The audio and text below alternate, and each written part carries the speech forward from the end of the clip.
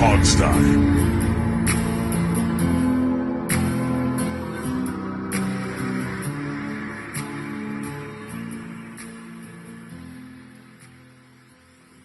Hey, everybody, and welcome to the Hogside. I am here. I am Alex Zeese, your host. I didn't know if I'd make it because I had an office dinner. I texted these guys earlier, and I was like, I don't know how late this is going to go. What is I more forgot. important, I work. office or this is a job too, Alex? Get with the Yeah, program. but this job doesn't give me free steak and Italian food. It could. You don't know that. I mean, I could go up to Dave's house maybe and get free Italian food. That's true. Omaha Steaks may show up as Yes, a you sponsor. probably could do that, and I probably have something for you on that on the Italian side. Absolutely. I think you'd appreciate how much lasagna was on this table at the Italian restaurant, Dave. It was a Now, lot. now, how was the lasagna made? As in, like, what was it made out of? This I is the think it was just Italian ground guy beef. coming out right here. It was Carmine's. I honestly didn't have any lasagna because I filled up on steak and shrimp and Right. calamari and just all the seafood. Well, I don't eat lasagna anymore because it's not a part of my diet. But I love lasagna. I mean, Yeah. you tell me, Dave, if you approve as the resident Italian guy here. The best lasagna, I would get a box of microwave Stouffer's, and I would microwave it for like 10 minutes. That's that's the best lasagna. That's not even enough time to thaw it. Well, you gave them an option of cooking in the oven, but what's the point of that if you can microwave something? So I would microwave it. Hey, Alex, is it possible to mute somebody on here? I bet you that Stouffer's lasagna is better than whatever you're gonna dream up. Actually, you take some good sweet Italian sausages and grind it up. Oh yeah, there you go. That and with regatta cheese, layers of al dente noodles, one after the other. Mm-hmm. And see, and the big misconception is people say true Italian lasagna doesn't have meat in it. It depends on what region of Italy you're in. That's Really? where it depends. Yes. Okay, 'cause let's if you're in- approach this from another angle. The pleasure versus effort scale. I will beat you by a mile. Oh, My absolutely effort not. consisted of taking Absolutely it out of a not. box No and way. putting it in a microwave. For You spend hours doing whatever it is you're Dude, talking about.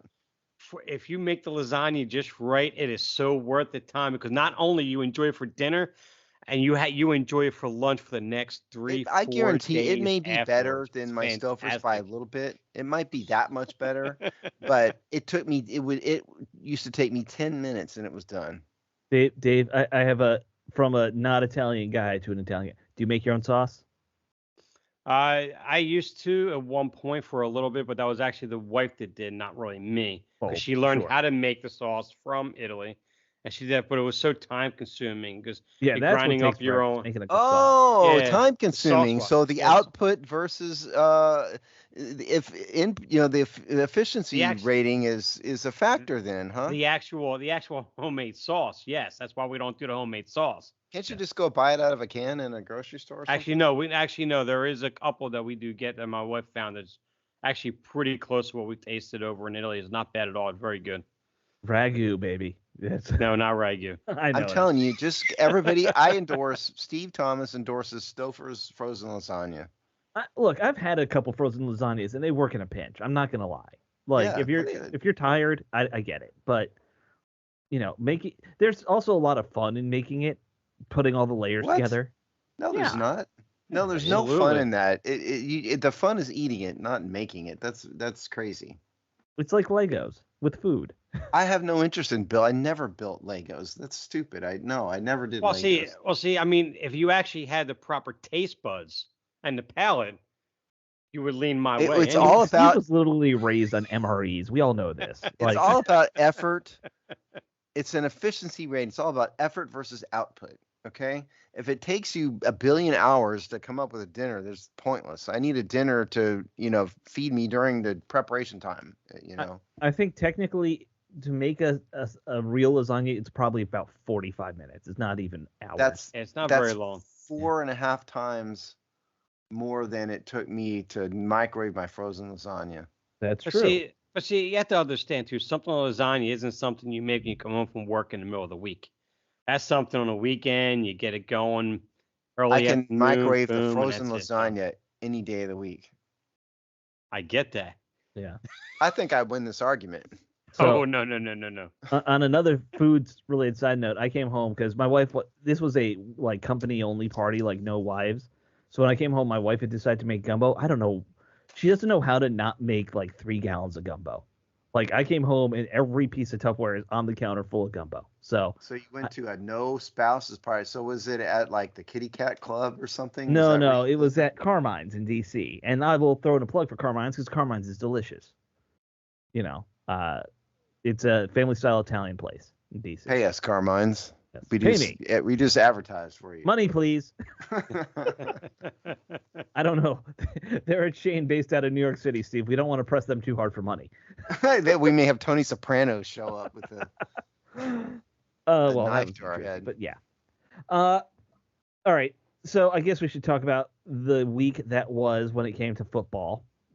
Good round Sure. of playoffs overall. Sorry, Steve, that your newly adopted Houston Texans did not get out of this It went round. exactly as I predicted it. You know, Yeah. it was close for a while. They played hard, but it's no young team like that is going to overcome an experienced veteran team like the Ravens and like that. It was always going to go like that. Yeah. I mean, the Ravens we knew would pull away in the end, and they did. Yeah, absolutely. Yeah. Right. I think the Texans showed something, but they've got a bright future and all that. But the Ravens, I mean, and it blends into what we're going to see this week, and we'll get to it. But Yeah. their defense has become unbelievable. It's stifling. Yeah. They can shut down just about anybody. Well, did you guys actually know that I want to say 3 or 4 coaches they faced off the Shanahan tree this year? Mike McDonald has not given up 1 touchdown against any of those offenses. Yeah, all he's year. ridiculous. That's insane. Mike McDonald might actually be, and some people are already starting to call him this. He's basically the Sean McVay of defense right now for like this generation of young coaches. And let's be honest, football needs this. Yeah. Like if you think about football as a whole, we have so many bad defenses these days. They've been needing to find like a defensive savant head coach candidate like Mike McDonald, guys who can get it done against these modern offenses. And they need to give him a coaching tree quickly. Just surround him with young kids to learn how to coach defense and make this game interesting again. Well, yeah. I mean, the Raven. Ironically, the Ravens are kind of harking back to the past a little bit. Oh, absolutely. I mean, just the way they play. It's Lamar Jackson. It's the Lamar Jackson show. They actually have less talent in some ways than they have in years past. And I think part of the reason why the Ravens have gone down earlier in the playoffs than maybe they should have, because he's 1-3 in the playoffs, I think, Something like that, yeah. Something like that. Yeah. I'm not sure if that includes the Texans victory or what, but anyway, I think the better defenses know they key on him, and if you can contain him in the pocket and not let him go crazy around the edges and through the B gap and all of this, that really limits the offense, and the better teams can do that. And I think Lamar also got a bit too psyched up, for it and got frustrated, and when that happens, he's not. Dan Marino, he's a good passer, but he's not at that level. Right. And then when his effectiveness goes down, then the whole thing falls apart. And that's what's happened to him, I think, in the playoffs in the past. And so we'll see what happens with the next game, but the Texans weren't able to capitalize on that. Yeah. Well, I think that's the one thing that Todd Monken brings, and as opposed to Greg Roman for offense, because the one thing he does do is that I think it was Dan Orlovsky's one I think was talking about the most, the fact that he finds a way of making sure that Lamar Jackson isn't isolated to becoming a one-dimensional player. He's always has him in position to where it's either or, his legs or his arm. Legs or his arm. It's very rare you can contain him in that pocket because of the scheme that he has. I don't know. I'm not sure what scheme he runs exactly. I know he runs a lot of motion. He creates a lot of pre-snap reads and everything. And he'll go from like 12 personnel sets, 13 personnel sets, and mean, he just kind of moves everything around, almost like what you see what Ben Johnson does for Detroit. So Well, I think what's been interesting looking at what the Ravens are like now versus past years, uh, they finally have an offensive coordinator who looks like actually trusts Lamar Jackson to play normal quarterback at times. Yep. If you look at the first couple of years, it's almost like they were forcing him into the no, you got to be a running quarterback box. I told everybody when he got drafted that he could be a normal quarterback. Right. He showed it in college. Right. Yeah. No, and you were absolutely right then. He has a good arm. He's got a strong arm. He can get it downfield. And for years, it felt like all they were doing was having him scramble and throw little 5-yard outs. Like they didn't take deep shots for years. Which is what you would do with your typical, like, prototypical running quarterback is that. But he's more than that. Right. Right. Exactly. He's way more Randall Cunningham than RG3 in that respect. Yeah. Cunningham took deep shots all the time. Yeah, he was a quarterback out of his time, no doubt, too. Oh, no doubt Cunningham. about that. Yeah. The other thing that does impress me with them, and then we'll move on, they've built a better couple weapons around him, but it's not like he's got great receivers still. No, that's what I'm saying. He has less talent around him. They let He's Brown never had go. good receivers. He's I had don't great know. receivers in the past. I don't know. I beg to differ on the Zay Flowers aspect. I think Zay Flowers might be the best receiver he's had, period. Because he's not just a vertical guy. He's a guy who can run the routes, fantastic hands, and he's really good on, using a route he did earlier in the game to make a corner bite on a route as he comes up and breaks off with something different. And he does a very good job during the course of the game. That's why most of his numbers are bigger at the back half of the game than they are early on. It's almost like he's setting up the defense and the defensive back on what he's doing the early part of the game so he can set him up for later in the game. Zay Flowers is a very, very good receiver. A lot better than I thought he was going to be. Yeah, it's good observations. I don't disagree with you, but I mean, I don't think he's nearly as proven as some of the guys that they've had in the past. Yeah, I'm looking back, and you are right. Like 2021, they had a couple of really good receivers. They had Mark Andrews, who had 1,300 yards as a tight end, and then Marquise Brown, who, I don't know. I still don't know player. why they let him go, but Well, money. Why? That. That's probably the answer. He wanted more than they could pay him. Well, I think it goes back to your point anyway, Alex, of how Greg Roman was, that offense, and more of the 5-yard out, more dink and dunk and forcing Lamar everything underneath. Marcus Brown was just frustrated with that. He wanted to go somewhere they can utilize his talent. That's what Monken does. Monken utilizes that. He's got like Zay Flowers in them and really opens up the offense. I think it's pretty much to the point you were talking about earlier. Yeah. So for those wondering, Zay Flowers, 5'9", 182. In his numbers this season, 108 targets, 77 reception, 858 yards, 11.1 yards per reception, 5 touchdowns. Catch rate, that comes out to 71.3, which for a down the field receiver is really, really good, actually. Yeah. That's a lot better than Terry McLaurin's percentage. You said he's what, 5'8"? 5'9" is what he's listed at. Yeah. Yeah. So also a smaller guy, which, you don't expect higher catch rates from smaller guys generally. No, you don't, because they're speedy guys, and exactly right. And they don't have they generally don't have a big catch radius. Nope. And again, like Terry McLaurin is a lot less than that, just for reference sake. And some of that's quarterback. I mean, I get it. Lamar Jackson's a 2-time league MVP soon to be, but still. Yeah. All right, let's move on. Terry McLaurin, since I'm saying it, his career catch percentage is 62.1. So there you go. Okay. But sorry, go ahead. Okay, sure. No, that's good to finish that thought.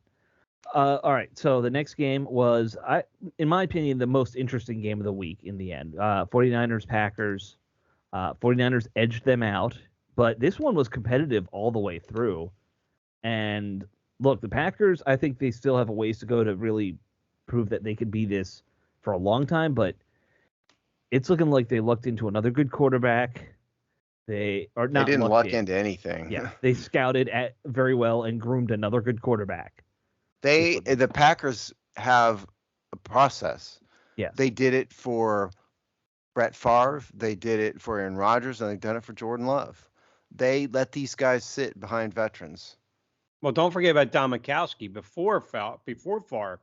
If it wasn't for that injury that Mikowski had, Favre may not even gotten a lineup that year. That's kind of what I'm talking about. I mean, he was Mhm. there. They let him sit. Yeah. And no, he wasn't. They traded for him. He wasn't the top of the Right. draft pick. But Right. point is, they know how to. They are the anti-Washington. They know Right. how to find and develop quarterbacks. And if you notice, like they made Brett Favre sit in favor of Aaron Rodgers and really ticked him off, and he left. He mouthed off about it. He was mad at him for years. Aaron Rodgers rolls along, and they made him sit for Jordan Love, and he's mad at him, and he left. And the same exact thing. They are putting the team ahead of an individual.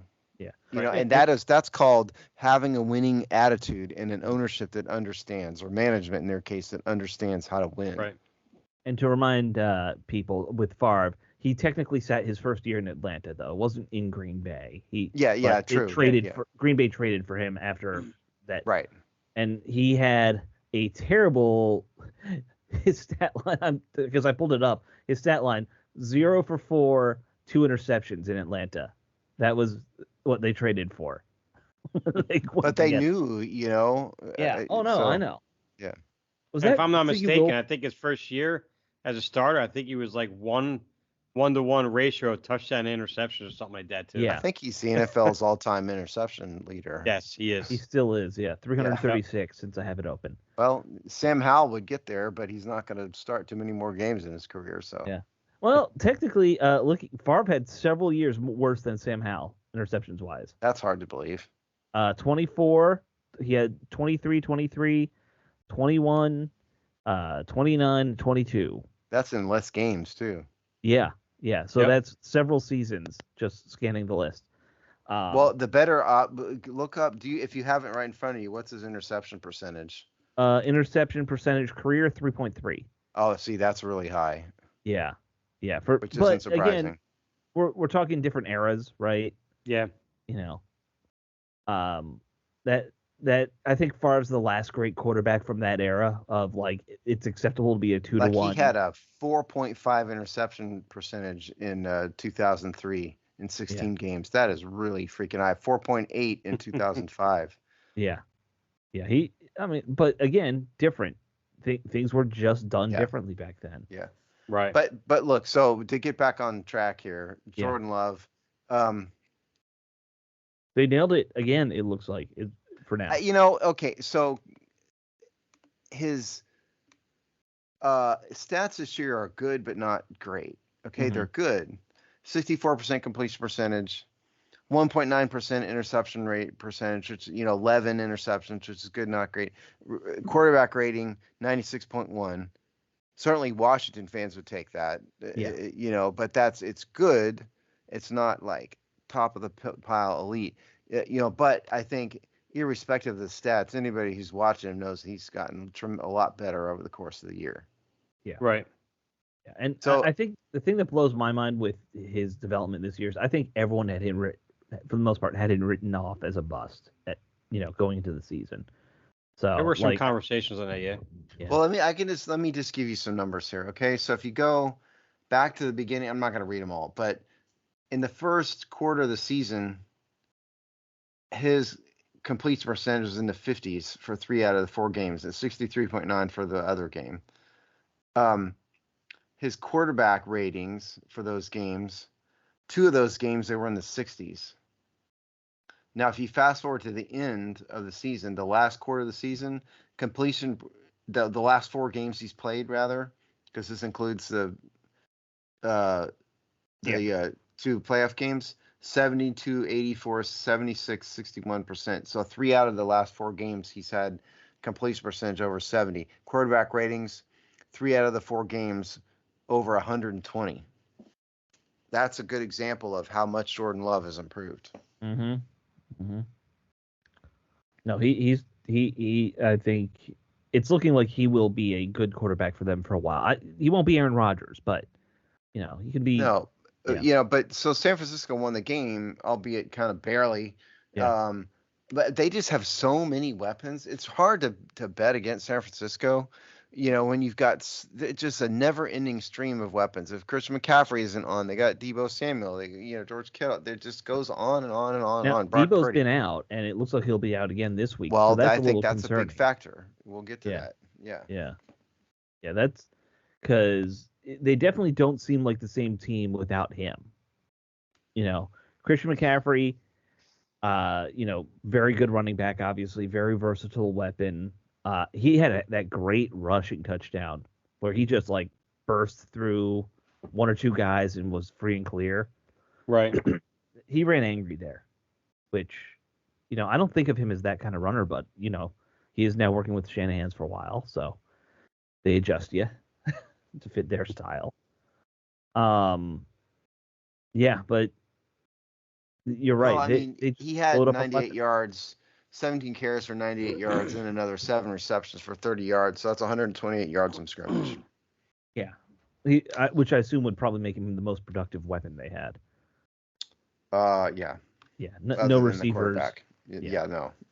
George Kittle was 4 for 81 yards. And if you look on the defensive side, is it just me or is it Chase Young is just out there just like he's just going through the motions?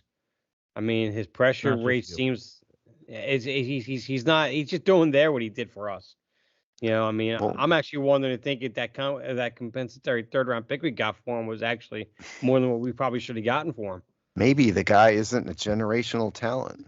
And maybe someone here said that already before. Maybe multiple of us said that. It wasn't just me. It was multiple people said that. Yeah. I think we all definitely got on the look. It's just not working out boat by the end. Yeah. I just saw it from the beginning with that guy somehow. I don't know. I never believed in him. I told you, I talked to somebody who had knew him from high school at one point. I don't remember if I mentioned that on the air. No, I think you did, but go ahead and say it again. Yeah. And he told me, good athlete, not great motivator, or not very motivated. I think it's a huge mistake to come to your hometown and play for your hometown team for the most part. I mean, it worked out for John Allen, but otherwise we've had mostly not great results with that. Right. Well, generally speaking, it's tough, Yeah, it really is. It'll be interesting to see what he does this offseason because I don't think San Francisco is going to want to pay to keep him around unless he's going to stay for cheap. I mean, depends on what his perspective is. Yeah. But he doesn't strike me as the type that's going to sign for cheap, even though he probably should. Yeah. Right. Yeah. All right. So then we had Lions Bucks. Of course, I assume we're all kind of watching the Lions and analyzing the heck out of the offense, just because every rumor is saying Ben Johnson's going to be the next coach here now. So, I assume a lot of us who are watching are looking for every little thing he does to say, oh, what do I like? What do I not like? I mean, go ahead. I think the one thing that I really like the most, because we barely did it here, is how not just how he utilizes the run game, but how he utilizes his running backs. Because Gibbs in the first quarter barely touched the ball, and then he worked him in more and more and get to a point to where Montgomery's wearing down the defense and getting chunk yards in the interior. Now you bring Gibbs in, he's able to gash it to the outside. And then he's in there for the passing downs, obviously, and it's just he sets the passing game up in just a perfect fashion by utilizing the run game, something that we scream for here for all season long, because we were like ranked 7th in the NFL and like yards per carry at 4.4. It's like, use it. Yeah. On that, I read something today. I can't remember who posted it on Twitter. It was something about Ben Johnson's philosophy. And a big part of it is this whole, like, you run a lot of plays out of the same sets with the same motions to begin them just because that makes it difficult for teams to know what you're doing. And they were praising it to, I guess, was it Joe Philbin or whoever his, Adam Gates? Yeah, whoever. Philbin, yeah. Was it Philbin who was with first? But if you think about the history of football, that's like a thing that goes back to like Pop Warner and the Veer, like that kind of run 40 plays out of the same motion. Like that goes back to like the oldest version of football right there. Philosophy wise, which is, Well, I mean, football ain't that complicated. no. It really isn't. I think even NFL football, there's the rare coach that reinvents the wheel a little bit, very rare. But most Right. of these good teams are good because they found the right players Mhm. and the coach knows how to motivate people. And then there's a winning attitude that's established and maintained. Most of these teams uh, don't have schemes that are wowing anybody. You go back Right. to maybe like the Rams' Greatest Show on Turf team. Yeah, that was that was out there. Mike Shanahan in his prime with the zone run stuff that Right. people didn't really understand it at the time. There's been a couple things. The 49ers with West what's the Coast. coach? Yeah, the Bill West Coast. Walsh. Bill Waugh. Thank you, Bill. I mean, there's been some, but for the most part, you're not out scheming people. Right. You're out Well, playing people. well, even when you go back to Bill Walsh, I mean, his formations varied very slightly. I mean, he ran multiple plays out of the similar formations all the time. Right. It was all You eye know, back and and split backs back then. yeah, He was still running the same stuff. It was just the idea of running short passing plays and majoring in that was so unusual to Well, people. also, I mean, you take Bill Walsh and dump him in some dumpy team in the 80s. Hmm. It's not going to be the same. Don't forget, he had Joe Montana, doing and Roger Craig and who's the tight end that's in the Hall of Fame? That was the catch. Yeah. Dwight Clark. Brett Yeah. Clark, And then yeah. he had, And, and and a not to host mention of Rice and Young Jerry later. Rice. Yeah, and then later the other quarterback, Steve Young. I mean, there were Hall of Famers doing that for him. Right.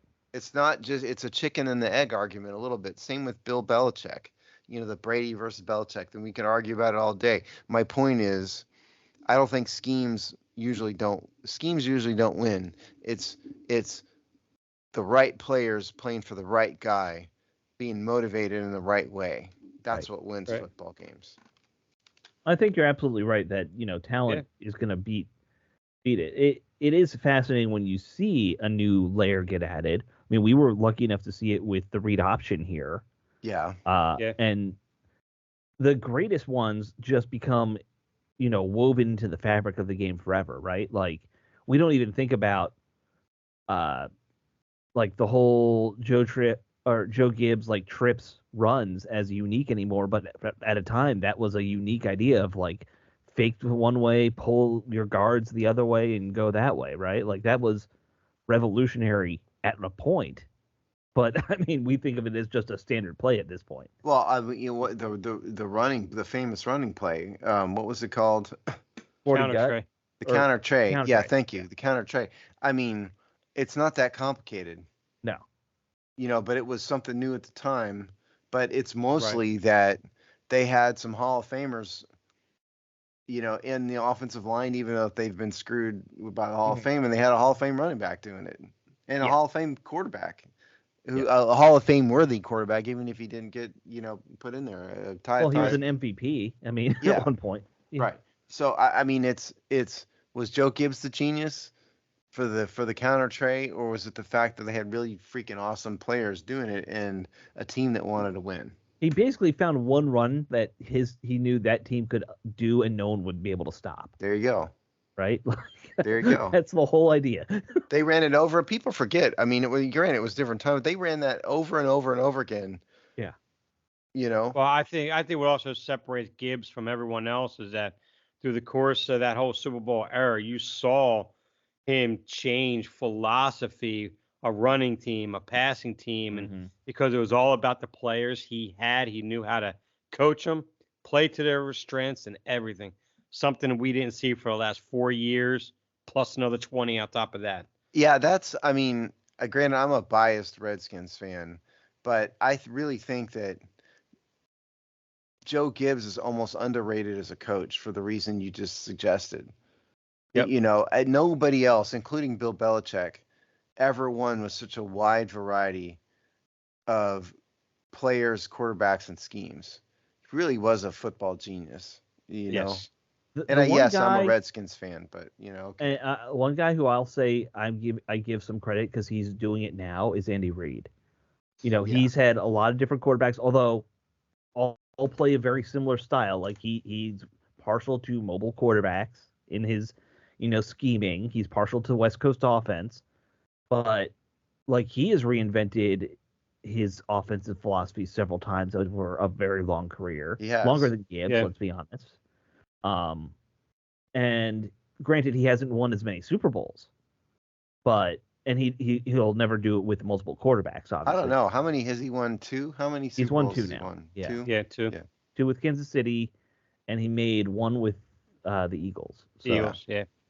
But he lost that one. So, he still hasn't won with more than one quarterback, so Gibbs still edges him out in that respect. But Andy Reid's getting up there in my estimation on like that level of coaching. I just think Gibbs gets a bit overlooked in the national conversation about. He always has. Coaches. It's not. And yeah. It's not. And part of the problem is like, I mean, we had Joe Jacoby on the show twice. Mm-hmm. I mean, they're all very low key, not necessarily soft spoken, but not flashy people, and that comes from Joe Gibbs. And so they're not going to put. It's not Deion Sanders being an obnoxious jackass. Or Jimmy Johnson. Jimmy. Yeah. Joe Gibbs was never asked to do a Head and Shoulders commercial for a reason. Right. Nor would he have done that. No. I bet you could have convinced him to do a commercial for something. Maybe not Head and Shoulders. I don't know. I could see Joe Gibbs selling grills. That's what I. Well, hey, he sells advertising for a living now as a head of Gibbs Racing. That's how they make their money. Yeah, that's true. I did mention Andy Reid. Do we want to just talk about that last game? The Chiefs edging out the Bills. Yeah, how Josh Allen cost him that game at the end. Yeah, and the kicker had to delete his social media accounts because he got so many death threats. Oh, did he really? Yeah. He did a Scott Norwood. Yeah. I didn't know he had to delete his social media. That's what I was. Yes, people were sending him death threats on Instagram or something. Look, can I make it just a public service announcement to anybody who thinks about doing something so stupid as to send a death threat or send snotty, rude messages? Get a life. At the end of the day, this is entertainment. It is not. It's life for them. It's a job. This is just, all of this is just entertainment that doesn't mean anything. If you are like how many videos have we seen of people breaking TVs when their team loses? Yep. You guys are morons. And if you're sending threats to a kicker over a game, you really need mental help. Also, sober up. I'm just gonna throw a guess out that no one's doing this sober. It's a safe guess. Yeah. If you are sending death threats to people sober, then I'm actually worried, like, for people's safety. Then you need to call the police. And, Yeah. Yeah. These are the kind of people you just got, just point them in the direction of a wilderness somewhere and say, just keep walking. Yeah. To do society a lot better if you just keep walking and never look back. I think there's a lot of those in Philadelphia. Yeah. There's apparently a lot of them in Buffalo, too. I have to get my Philadelphia digs in whenever I can. Yeah. Yeah, but you're not wrong. I think the thing is, in Buffalo, if we send them walking in a direction, they're just going to freeze to death. They're going to take their shirt off and they're going to be, be thrilled about it. Yeah. Come across a table or two and smash them. Okay, so look, have you seen they're setting the tables on fire now? Yes. And one guy actually caught his jersey and pants on fire, and they were all trying to roam around in the snow to put them out. Right. He was too drunk to figure out to stop, drop, and roll. They had to Buffalo. There's literally nothing else to do apparently, but be ridiculously passionate about a football team. About this game. We got to cover this game. Yeah. I think this was probably the best the Chiefs looked all year. They looked like in this game they were clicking on all cylinders. They're getting hot at the right time, as you would expect. That is exactly right. Because there have been games this year where they just don't look in sync. They don't look like they're motivated. They don't look like they have the talent. All those things. But this game against the Bills, they clicked at the right time, and I think it's going to be a classic matchup next week. We'll get to that. Yeah. Well, They, they finally did. Well, started to over the last several weeks before the playoffs. They finally leaned on the one guy in the receiving core that I talked about a couple times, in Rashee Rice. He's Mhm. turned on. They're feeding him the ball more, and now Kelsey's getting more opportunities because now defenses have to look at Rashee Rice now. Yeah. You made a good call. You did talk about that. You don't need a bunch of superstar receivers. You need one or two, and then Right. it opens everything up. Yep. And they've found that that guy for them. It'll be interesting to see what happens if because there was rumors that the Kelsey brothers might retire together. It'll be interesting to see if that happens. Well, and I mean, don't downplay Mr. Taylor Swift, Yeah. because that guy is a Hall of Fame tight end. Absolutely. So he's one of those uber talented receivers we're talking Absolutely. about. I wasn't downplaying that at all. No, I know you weren't, but just I mean, Yeah. let's mention that. Yeah. He's just one of the most reliable tight ends out there right now. There are some people who think he's the greatest all time. He's not that. I'm sorry. He's not Tony Gonzalez. He's Rob not. Gronkowski is the greatest tight end of all time. There's I still give that edge to Gonzalez. His numbers, Rob Gronkowski's numbers are ridiculous. Well, that's true, but he also did that in the era which he took advantage of in this era of passing. Gonzalez, I mean, he put up his numbers in an era they didn't really feature tight ends nearly as much. You put Gonzalez in this era, I mean, him and Gronkowski are going back and forth. Maybe so. I mean, I'm not downplaying Gonzalez, but I know you're not. I would take Gronk over anybody. I really would. I mean, you could. There's also guys like Kellen Winslow, the original, not the that later train one. wreck of a son. Yes, but like who's in prison. Yes, Kellen Winslow Sr. could also be arguably one of the greatest, but it's a different era. They didn't catch the ball as often. Yeah. Different time. Yeah, but he would manhandle people today. Oh my God, yes. Yeah, he would. Yeah. So anyway, this game. So I've never been too much of a believer in Josh Allen. Mm-hmm. Oh, you and I railed against him early on. Yeah, he was one of the quarterbacks I blew in draft analysis. I looked at his film, but what I didn't count on is he was one of the rare ones that got better, a lot better. But he's still not the most accurate quarterback in the world. What is the difference maker for Josh Allen is his running ability. If he wasn't a runner, he would be an average quarterback. So in a way, I'm not that wrong. Okay, he did improve, but if you can kind of contain that, it's kind of like Lamar Jackson. If you can kind of contain that, then his impact is limited, and the Chiefs were able to overcome that just through sheer force of will in this game. Yeah. Well, see, the biggest problem with Josh Allen in this game, that final drive, you had back-to-back plays where you had crossing routes, one to Diggs and one to, I think his name is Shakir. I think that's his last name, Shakir. That one rookie receiver they had, wide open, coming across the middle, easy first downs. But no, he had to turn around and try to force it into the end zone. One to Gabe Davis, which he threw right at his feet, basically. And see, so I have a problem with that. But my biggest problem is, he remembers a few years ago, you gave Mahomes 13 seconds, and he came back and he beat you. You're just under 2 minutes, and you're trying to take the lead and give Mahomes like a minute and 45 seconds to drive downfield. I mean, where's the acumen here? Football acumen tells you just control the clock more. Hit these underneath receivers. Get yourself first and goal, and just use your legs. You can power inside and get almost a touchdown by yourself, and you grind the clock all the way down. I'm telling you, he's not that good. I mean, I was wrong about him, but I wasn't that wrong about him. He just has, he's improved and he has some gifts, but I don't think you're right, about it. He's not Dan Marino, No, he's definitely not. He's a very different quarterback from Dan Marino. I mean like that caliber, really. I mean, is what I was talking John about. Elway's the comp people use. He's not John Elway. John Elway's a lot better passer. Yeah. All right. So obviously we now have the conference championship games left. Chiefs, Ravens, Lions, Niners. I don't know which ones you guys. I don't want to spend too much time on. We got other stuff to talk about. Chiefs, Ravens, because the schedule is Chiefs, Ravens at 3 Eastern on CBS, and then Sunday, and then 6:30 Eastern is the NFC game, 49ers Lions on Fox. So Yeah. that's the schedule. So let's do Chiefs Ravens first, since that's All the right. first game. This will be a fun one. Clearly, if you got two MVP caliber quarterbacks there, two of the more dynamic quarterbacks, so it's going to just be a fun offensive game to watch in that respect.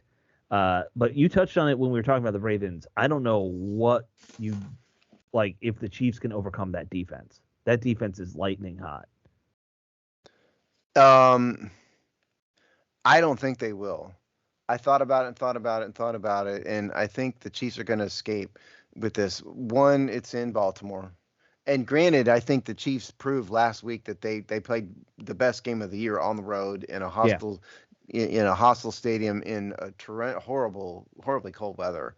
I'm not trying to minimize that, but the Ravens are hot, and I think it really comes down to for the Chiefs, how well can you contain Lamar Jackson? The thing is, the Ravens' offense will fall apart if Lamar Jackson is not good on the ground and in the air. Mhm. Other teams can overcome that because they have a ton of other talent and all that, but their entire offense is focused on Lamar Jackson. Everything else is kind of a side piece a little bit to him. So I just think they're getting hot at the right time, and I think it's going to be a classic game, but I think the Ravens are going to overcome them. Well, I think when you look at the one difference that the Texans had last week, that in terms of they did not have a viable running game to try to keep that game close into the third quarter before Baltimore was able to open up. Now Kansas City has that. They have a good running game in Isaiah Pacheco and Clyde Edwards-Helaire. They have a good offensive line. They have an offense that's very, very efficient now and that can open it up at any time they want. A good game. It's going to be a classic game. It's going to be the best game of the weekend. But I just think that Lamar is the X factor, and he's going to be just a little too much, especially since he has an offense. He has an offense that good downfield. Mark Andrews is coming back as tight end this weekend. So now he has underneath to where he could dump off to him. They have a good running game. I think it's going to be just a little too much for Kansas City. I think Baltimore still wins this. Now, the only X factor of that is that the Ravens aren't a good rushing defense. They do opposing defenses have averaged 4.5 yards carry against them. Right. So that deserves to be said. Yeah.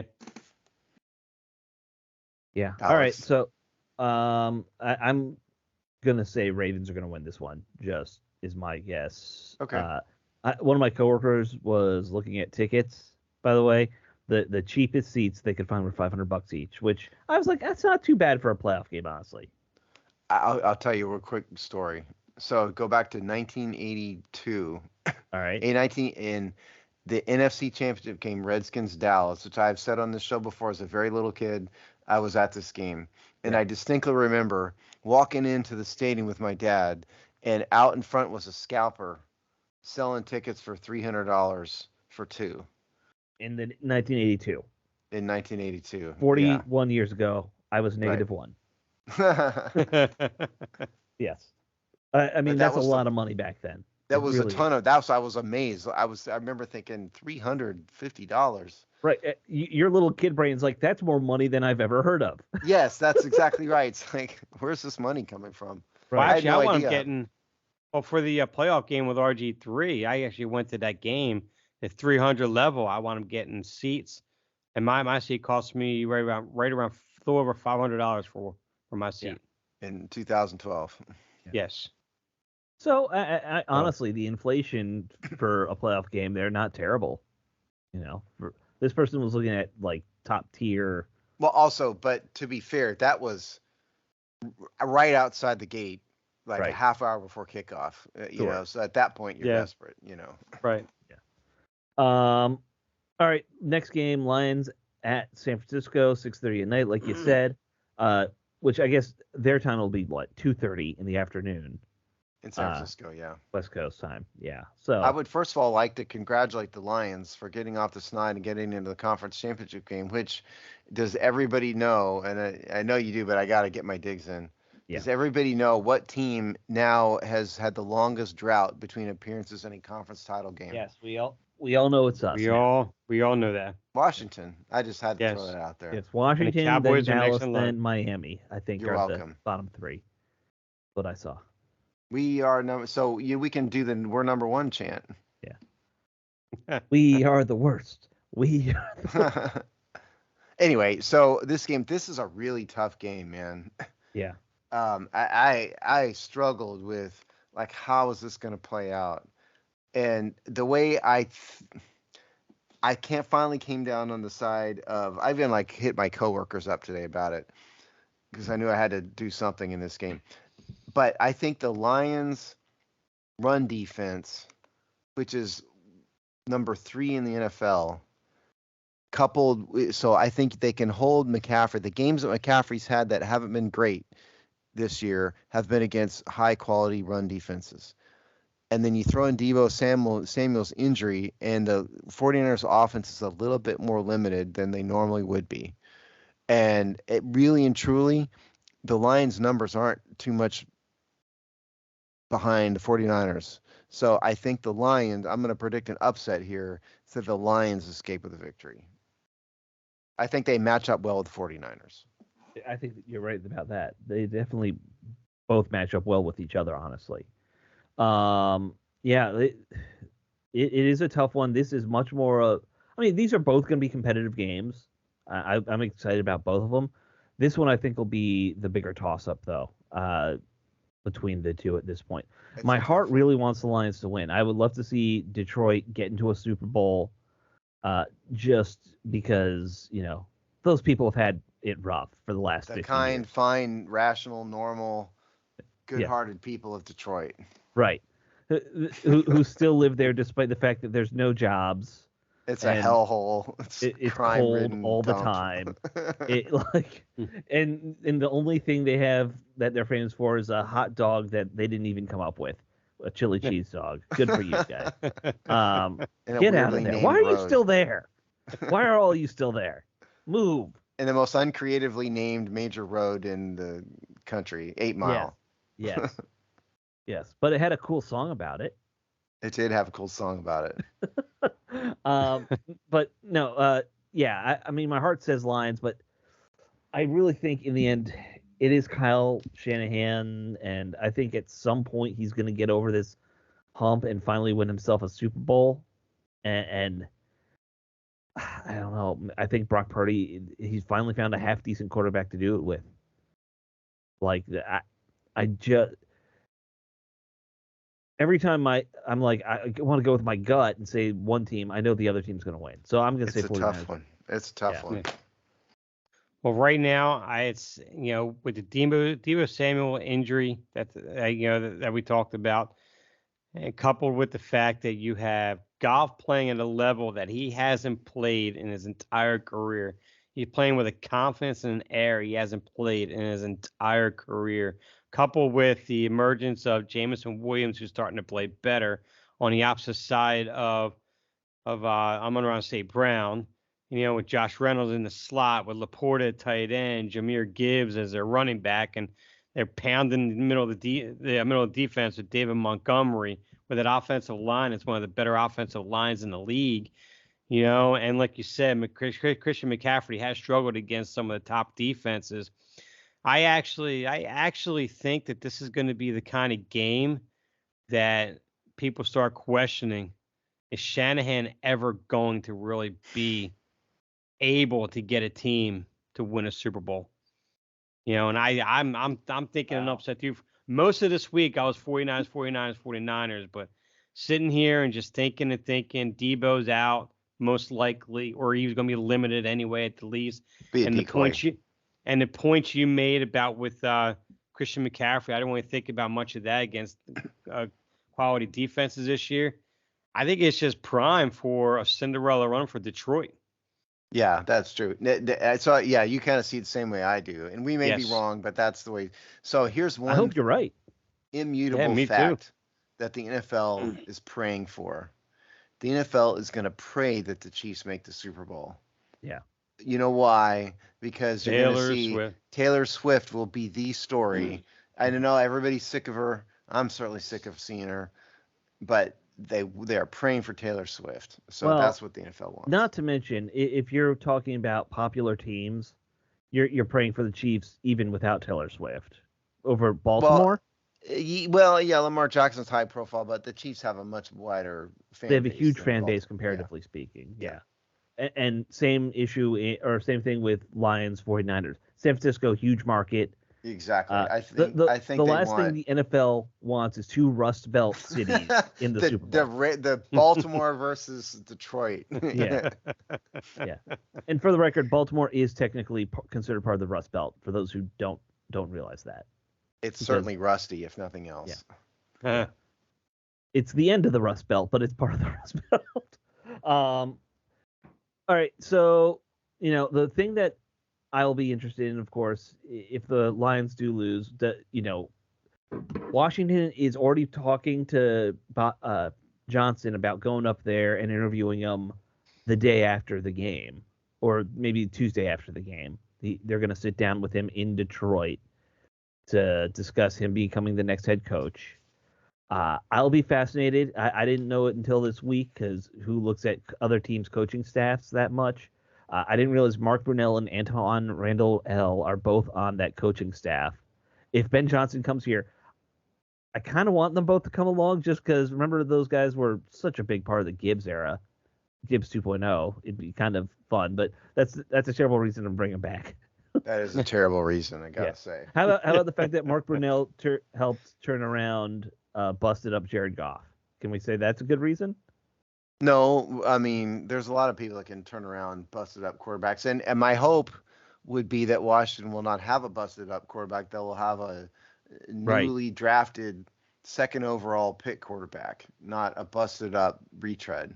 Yeah, that's fair.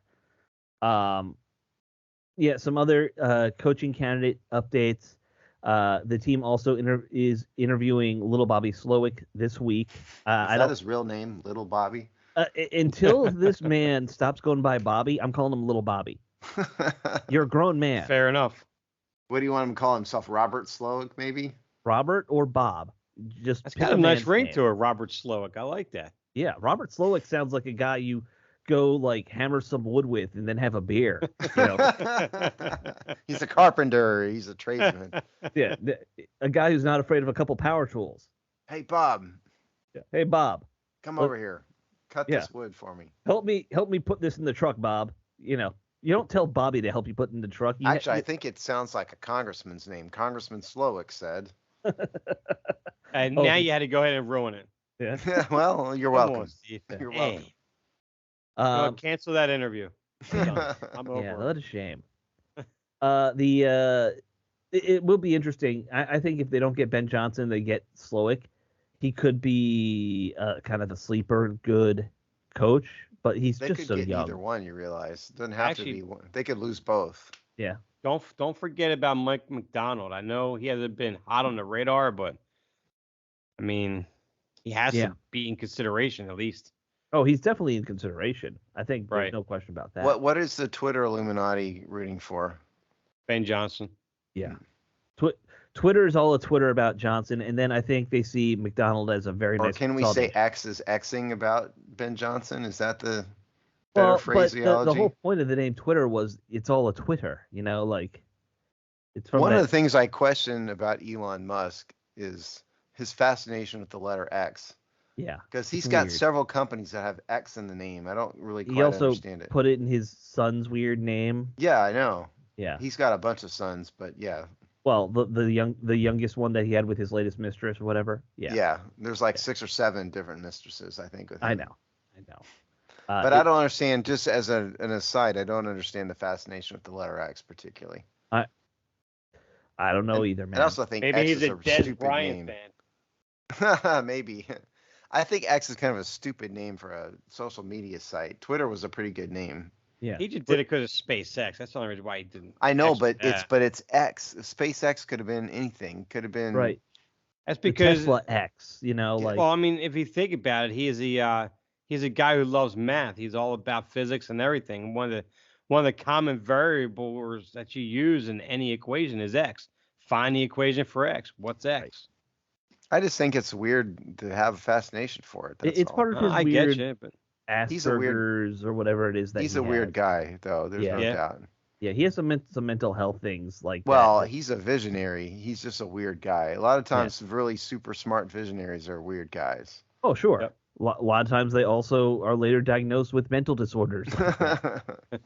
They dissected Einstein's brain and found he had a really messed up brain. Like that kind of stuff happens. I think some of those guys a lot of times are on the autism spectrum. That Asperger's is the autism spectrum. Yeah. Does he have Asperger's? You said that. Does he really have that? There's been speculation that he has something along. But there's no like concrete evidence. No. Okay. He would have to release his medical records, and yeah, he's also just old enough where a lot of that stuff didn't get diagnosed. Like that wasn't diagnosed when he was in school. And I say that as somebody who I'm pretty sure one of my grandparents was on the spectrum, but it was never going to be diagnosed. Welcome to the mental health hour. Yeah. Yeah, right. Speaking of people who probably might be on the spectrum, Bill Belichick still not hired. That was a fun transition. Yeah, I don't. The only spectrum Bill Belichick is on is like the grouchy spectrum. Yeah, no, I don't think he's on the actual spectrum. But he is definitely a curmudgeon of, peak spectrum. I actually don't think he is a really curmudgeon. I think it's all I think he's just entertaining himself. Oh, it's absolutely by acting yeah. He's acting like a curmudgeon just to entertain himself. Yeah, so he was in Atlanta. There was pictures, Steve, that you didn't get to see of him just sitting in a Chick-fil-A eating in Atlanta. In a Chick-fil-A, like a legit photo. Yep. Chick-fil-A. Him in his suit and tie after his interview, tie. just eating down in some chicken nuggets or a chicken sandwich or whatever. So why would you go to Chick-fil-A, Bill? Well, I was hungry and needed something to eat, and so Chick-fil-A was right there. Or he would Bill would just say, "I was hungry." That's all he would say. Hungry. He say, "What would you do if you were hungry?" No, we're good. We're looking forward to moving on to Buffalo. Yeah. The thing about Bill Belichick is he's old, right? And he's gonna want full control, and those two things aren't going to work very well. He's not going to stick around long, right. And he's not a good drafter. He's kind of Ron Rivera-like. So I wouldn't hire Bill Belichick. And I just think sometimes when you're really great, you can kind of never go home again. Mm-hmm. Like it's really hard to. I mean, I'm not trying to speak in platitudes here, but you can't recreate the magic sometimes. Well, like Joe Montana went to Kansas City and was good, but not great. Gibbs. Well, look at Gibbs when he came back. I mean, we had a couple of playoff years, but we were never the team that we were under him in the 80s. Still under 500 for that second stint. It ruined his coaching record, to be honest. In some ways, yeah. Yeah. I mean, the other veteran coach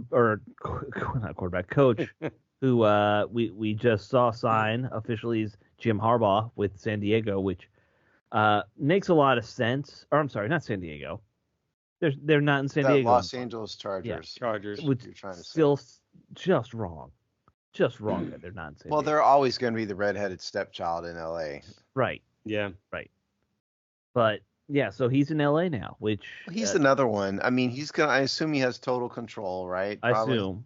Although I was hearing someone say on the radio, the Chargers front office is basically run by the owner and son and the family. Yeah. So which never goes well, just instantly. Right. How do you know shocked to hear that as a former Dan Snyder, sufferer. And yes, I feel bad for you Panthers fans, by the way. Yes, because David Tepper will be that guy. He is kind of the new Dan Snyder a little bit, isn't yes, he is. But in terms of Harbaugh, I mean, Harbaugh's another one. I mean, he's kind of a mini Bill Belichick in some ways in that regard. He's gonna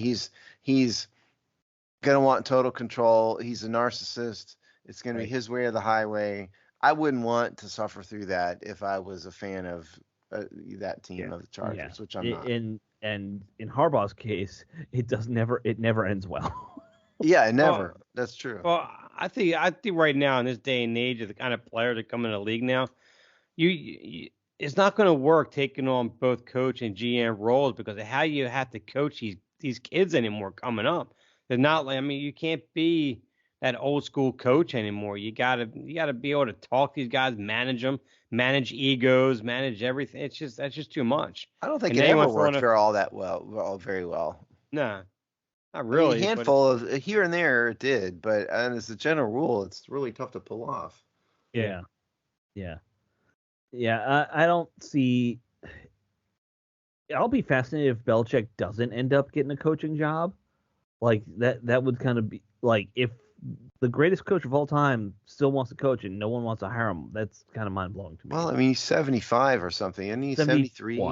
70, okay. Yeah. But it's still, I mean, how long is he going to do it? Right. No, I get that part, and that really is a major consideration that people don't account for enough with these guys. Harbaugh is 10 years younger. Like there's a difference there. well, we're down to last- 2 teams looking for coaches now, right? Technically, still us and the Falcons. That's it, right? Well, Or Titans. technically, isn't there one more? There Oh, no, is. the Titans got an Iron Star body. Did Carolina sign anybody? Carolina hasn't. No, actually, Carolina. There you go. But he's not Yeah. going to go there. Because the Titans way. signed Brian Callahan. Whoopee. Yeah. Like, I assume this is going to blow up in Tennessee's face. Probably. I just kind of get that feeling. So it's really Atlanta or Washington, and we already know they're not going the direction of Belichick in Washington. Right. So I don't think Carolina's met with him yet. I'm sure they probably tried calling, and he just picked up Yeah. the phone and hung up anyway. Yeah. Dave Tepper called him and then threw a drink at the phone. Like, it doesn't even make sense. Why would you do that? He doesn't care. Yeah, Oh man. Yeah, I am surprised that I was surprised that San Diego didn't go for him, honestly. I thought San Diego would be I all thought in. that would have been kind of the perfect location, but Yeah. they already have a Right. quarterback, and Yeah. so Atlanta, he's got to find a QB. He's got a good offense outside of the quarterback, but they'll have to find a quarterback there. Okay, so Seahawks. We didn't talk about the Oh, Seahawks. Seahawks, That's the four. I right. knew there was another one. I was trying to scan through news. well, I think that's going to be Dan Quinn anyway going out there. It could be, but I'm myself. saying as of Yeah. right now, there's Yeah, 4 yeah, teams. yeah. The C words, Falcons, Panthers, Seahawks. Yeah. Yeah, it's a little surprising that it's not been more urgent with him. But, if he doesn't get one, he's done, right? Like, he won't come back after being off for like a year or two. I mean, presumably not. I mean, he's, at retirement age, Yeah, and also no one's going to want to put him on TV because he can't kill his kayfabe now. He can't, like, go on TV now and be, like, Mr. Fun and Happy. Like, Can you imagine? it would be something. It would be worthwhile seeing just to see it. Him smiling would just look so unnatural. Yeah, but so that's the little update. We wanted to do an update about where the coaching stuff is. If the Lions lose, I assume Ben Johnson will be here pretty quickly. At that You point. guys are likely. assuming just because Twitter said so, but Ben Johnson is going to have options. There's only I All right, wouldn't one say his other it's option options he are guaranteed. us, has. Atlanta, or Carolina. Yeah. So I What's mean, the- it's Actually, not Roy, it's guaranteed only he's gonna be Carolina is the here. only other team that's been hot and heavy on him. Atlanta hasn't even really been that hot and heavy on him, actually. They've been more on Mike McDonald, Slowick, and Yeah. there's another If guy. you want to believe the Twitter Illuminati, I'm not going Twitter. I'm talking about guys that, like your Ian Rappaports and all them. When they come out, they start talking about it. Yeah. I'm talking about the actual people who actually kind of know a little bit more, other than the Twitter Illuminati. Yeah, and of course we heard Boomer Esiason said that it's a lock that Ben Johnson's coming here, and that I think got a lot of people excited. Yeah. because Boomer Esiason is the be all end all of Well, I mean, football insiders. I think people think he would know more than. I'm not trying to be discourage people. What I'm saying is, it's what you're talking about is not a done deal. That's what I'm saying. Right. The guy hasn't even interviewed. He's got options. He might come here, and it seems like Josh Harris is recruiting good people. And he fits the mold of what he wants. And if it were my choice, I think he'd probably be the first choice. Yeah. But I'm just saying, don't be disappointed when the guy goes to another team because he could. That's what I'm saying. Right. Well, the good news is, even if he does, there's like 3 other good coaching candidates out there regardless. So Oh, yeah. we're in okay shape. Because I feel safe in saying whoever Washington picks will not go to Carolina over Washington. No, that's a worse situation. Yeah. Right. Seattle, pretty good, on par at least. Yes. Yeah. So, we kind of hit an hour. Do we want to talk about the OC or the roster stuff, or do we No, want let's to save that for week? next week. Okay. Yeah. All right, we'll save that for next week. Audible on the plan. What would so it's not confuse people. We had a plan to talk about roster holes and some sort of free agent overview stuff, but we'll hit that another day. Yeah. Yeah. We'll hit that another day when we don't spend all our time talking about games that happen And Italian food. and Italian food. Oh, let's That's talk more not about boxed. Italian food. Veal It's not box and Parmesan. microwave. Steve, I if love you it when I ever offend- microwave veal Parmesan, then Dave and I'll be actually mad, I think. Well, I wouldn't eat the Parmesan part anymore. I wouldn't eat No, it that's true. anymore. So yeah. That's true. All right, guys, we will talk next week. You all have a good night or day, Hey. whatever time you're listening. I love offending Italian people. No offense there, buddy. I'm all good. All right. All right. Ugh. Good show. Yeah. Yeah, it was fun. No, and also I think it'd be next week. There's not going to be a ton to talk about. You Right, know, 2 it'll be games. Yeah. slow, so we can do that whole thing, and Yeah. Again, unless they, one of these Hire. guys they really want Yeah. is now able to be coach, and then that'll Right. be topic 1. But All right. My mother's trying to get a hold of me, so I gotta let you guys go. I don't know All what right. she wants. go All right, see folks. what your mother's up to. All right. Hope it's nothing serious. All right. Well, she'll be fine. All All right. Talk to y'all later. Take care, guys. See it.